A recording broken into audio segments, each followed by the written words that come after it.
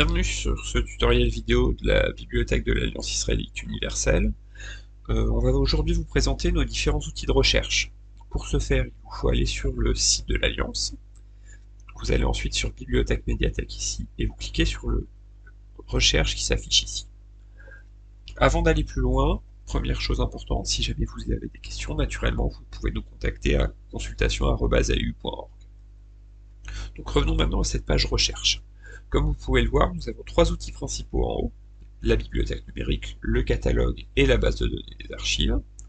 Puis ensuite, trois outils secondaires qui permettent d'aller chercher des choses un peu plus compliquées à trouver. Je vous conseille d'utiliser essentiellement les trois premiers, sauf si vous avez des demandes vraiment très spécifiques. Première chose, la bibliothèque numérique de l'AU. On l'a déjà présenté à travers différents tutoriels, donc je ne vais pas y revenir trop longtemps. Si vous voulez chercher des choses qui sont numérisées, donc ça va être des choses qui vont être plutôt anciennes, de la presse, des livres, des manuscrits, ou toutes les photos de l'Alliance ou des gens qui nous les ont confiées, c'est là-dessus que ça va se passer, tout simplement. Tout ce que vous avez ici, vous pouvez le consulter de chez vous sans aucune difficulté. Voilà pour cet outil. Deuxième outil, le catalogue de la bibliothèque de l'AIU. C'est un catalogue qui ne nous est pas propre, c'est un catalogue qui est collectif à différentes bibliothèques françaises. Vous avez la liste juste ici. L'Alliance israélite universelle, ainsi que la bibliothèque Michel Kahn, qui est une bibliothèque qui est conservée dans nos murs. Academ, l'Institut européen des musiques juives, le Musée d'art et d'histoire du judaïsme, la Maison de la culture yiddish et le Séminaire israélite de France. En ce qui nous concerne, vous allez trouver là-dessus l'essentiel de nos documents, à l'exception de nos archives. Ça vous permet de repérer ce qui vous intéresse. Une fois que vous les avez repérés, vous nous envoyez un mail à consultation@yalu.org et on vous les prépare pour votre venue 2 jours plus tard, tout simplement. On reviendra sur le catalogue de façon un peu plus compliquée dans une autre vidéo ultérieure. Dernier outil important, la base de données des archives. Comme son nom l'indique, vous y retrouvez ici la description des archives de l'Alliance, ainsi qu'une partie des archives privées qui sont conservées chez nous. Voilà cet outil. À l'intérieur, vous avez différents types d'archives, les fiches du personnel, le fichier ARUS, les archives historiques, le fonds Moscou, les archives modernes, et une partie des archives privées. Là aussi, on y reviendra de façon plus complète dans une autre vidéo ultérieurement.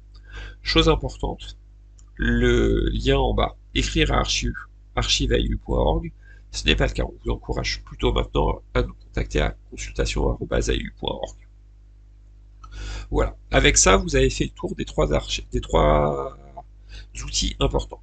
La bibliothèque numérique pour tout ce qui est numérisé, le catalogue pour l'essentiel de nos documents, et la base de données des archives spécifiquement pour les recherches sur les archives.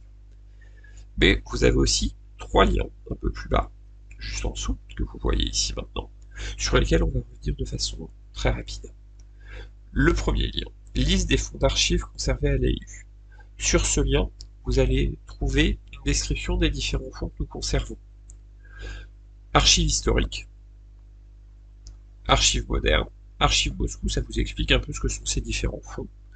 Pour les chercher, le plus simple, c'est de consulter la base d'archives. Mais ce qui est intéressant, c'est les deux derniers liens ici, archives privées et autres fonds. Quand vous cliquez dessus, vous avez une description succincte, une liste des différents fonds qui sont conservés par la bibliothèque de l'Alliance. Les autres fonds, voilà, et les archives privées. Comme vous pouvez le voir, ça fait beaucoup de fonds spécifiques, mais quand vous travaillez sur une personne en particulier, c'est très intéressant. Vous savez, par exemple, vous voulez quelque chose qui va se trouver dans le fonds Edmond Maurice Lévy, vous cliquez sur AP1 Edmond Maurice Lévy, et vous allez vous retrouver avec un PDF comme ça, qui va être la description plus ou moins complète de ce fonds, et vous allez pouvoir trouver à partir de là ce que vous voulez chercher au sein de ces archives. Par exemple ici, Edmond Maurice Lévy. Lien suivant, inventaire des archives historiques.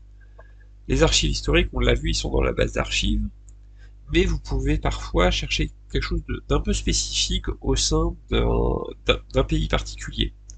Et là, vous avez l'inventaire papier qui a été entièrement numérisé de ce pays et que vous pouvez consulter. On va prendre l'exemple, par exemple, je ne sais pas, des archives Égypte. Vous cliquez ici et vous arrivez sur un inventaire papier de ces différentes archives. Ça vous permet de savoir, vous le parcourez à la main, à l'œil, et vous pouvez voir, par exemple, vous cherchez sur quelque chose sur Monsieur Abou Moïse, vous savez que ça va être dans Archives Égypte E 3. Donc comme vous voyez, c'est un peu plus compliqué de consulter la base d'archives, mais si vous ne trouvez pas ce que vous voulez, vous pouvez faire cette tentative-là pour essayer de trouver avec un autre angle d'accès. Voilà pour les archives historiques. Comme vous voyez, vous avez beaucoup de pays qui sont concernés par là. Et il va falloir aller voir inventaire par inventaire si vous ne savez pas exactement quel pays vous cherchez. C'est pour ça que la base d'archives est plus pratique. Et dernier outil, la liste des archives des périodiques numérisés. Quand vous cliquez dessus, vous arrivez sur un PDF. Vous avez tous les périodiques qui vont être listés, qui vous permettent de savoir où ils sont, à quel endroit ils sont numérisés. Et en cliquant sur le lien ici, d'aller consulter la numérisation directement sur le site en question. Souvent, vous le voyez, ça va être notre base bibliothèque numérique, mais pas toujours, donc ça peut valoir le coup de jeter un petit coup d'œil comme ça. Je précise aussi que ces différents documents sont décrits dans Rachel, et que depuis Rachel, vous pouvez accéder à la bibliothèque numérique. Voilà, on a fait le tour, j'espère que ça a été clair pour vous. Merci, au revoir.